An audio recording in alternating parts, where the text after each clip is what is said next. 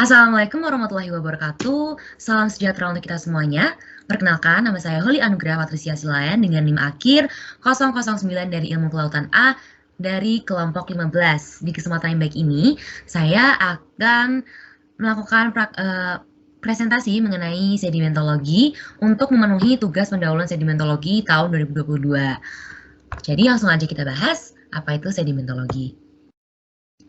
Jadi sedimentologi adalah ilmu yang mempelajari pembentukan lapisan batuan karena pengendapan batuan tersebut telah mengalami suatu perpindahan atau transportasi dari tempat satu ke tempat yang lain. Nah, sedimentasi adalah proses pembentukan sedimen atau batuan sedimen yang diakibatkan oleh pengendapan dari material pembentuk atau asalnya pada suatu tempat yang disebut lingkungan pengendapan berupa sungai, danau, delta, estuari, laut dangkal hingga laut dalam. Lalu ada batuan sedimen. Batuan sedimen merupakan batuan yang berasal dari rombakan batuan yang telah mengalami siklus sedimentasi. Kita lanjut. Nah, kita akan membahas review ulang mengenai siklus batuan. Jadi di sini kita lihat yang berurutan merah ini adalah magma, yaitu mengalami suatu cooling atau solidification atau pengkristalan dan pembekuan. Jadi magma yang keluar saat proses erupsi itu akan membeku dan berubah menjadi batuan beku atau igneous rock ini. Lalu igneous rock ini akan mengalami suatu weathering, transportation, dan deposition. Jadi batuan beku itu akan mengalami suatu pelapukan dan erosi yang menjadi sedimen yang akan kita bahas. Nah, saat batuan beku ini mengalami pelapukan karena perubahan cuaca yang ekstrim, ya jadi batuan beku itu akan mengalami pelapukan yang lebih cepat saat terkena hujan, angin, atau bahkan matahari. Gitu, lalu akan terjadi sebuah erosi, lalu akan mengalami pelapukan yang dibantu oleh air. Gitu. Nah, setelah terjadi sedimen, lalu sedimen ini akan mengalami endapan material yang menjadi sedimen. Jadi material yang telah terangkut oleh air hasil pelapukan tadi akan terkumpul pada suatu tempat ya yang akan mengendap, dan endapan itu akan mengendap ya yang akan menjadi batuan sedimen. Lalu batuan sedimen ini akan mengalami condensation dan compaction atau tekanan, ya akan mengalami tekanan yang akan menjadi suatu metamorphic rock atau si batuan metamorf. Jadi batuan sedimen ini yang pada awalnya akan berdiri di bawah permukaan bumi, namun lama-kelamaan akan mengalami proses pengangkatan sehingga akan berubah menjadi batuan metamorf karena pengaruh tekanan suhu yang tinggi, ya heat and pressure. Nah, lalu batuan metamorf ini akan meleleh dan akan berubah lagi menjadi magma, lalu akan mengalami proses siklus batuan yang akan berulang kayak gitu. Lanjut.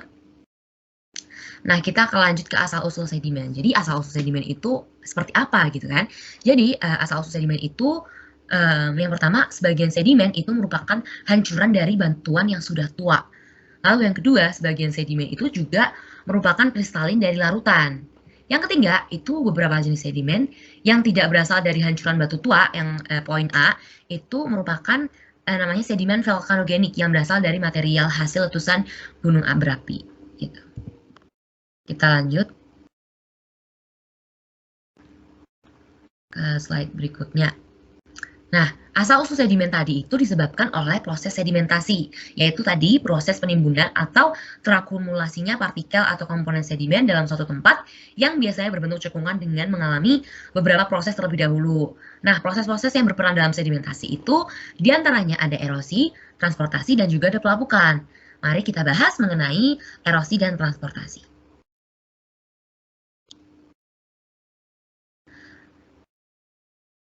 Yang pertama ada pelapukan terlebih dahulu. Jadi batuan asal atau source rock yang dapat berubah menjadi yang dapat berupa batuan beku, sedimen, metamorf yang mengalami suatu pelapukan ya yang tadi telah disebabkan oleh beberapa faktor. Nah, faktornya ini cukup banyak.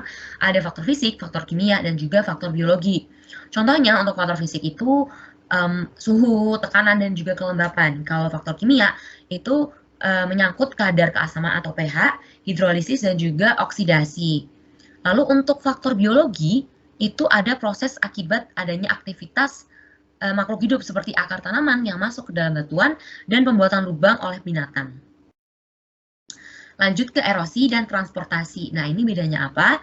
Kalau erosi itu setelah batuan asal melapuk, kemudian sedikit demi sedikit terjadi penggurusan atau erosi pada surface atau permukaan.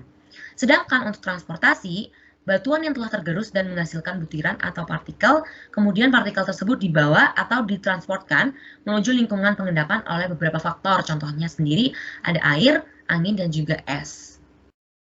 Sekian dari saya. Apabila ada kesalahan, saya mohon maaf. Terima kasih. Wassalamualaikum warahmatullahi wabarakatuh.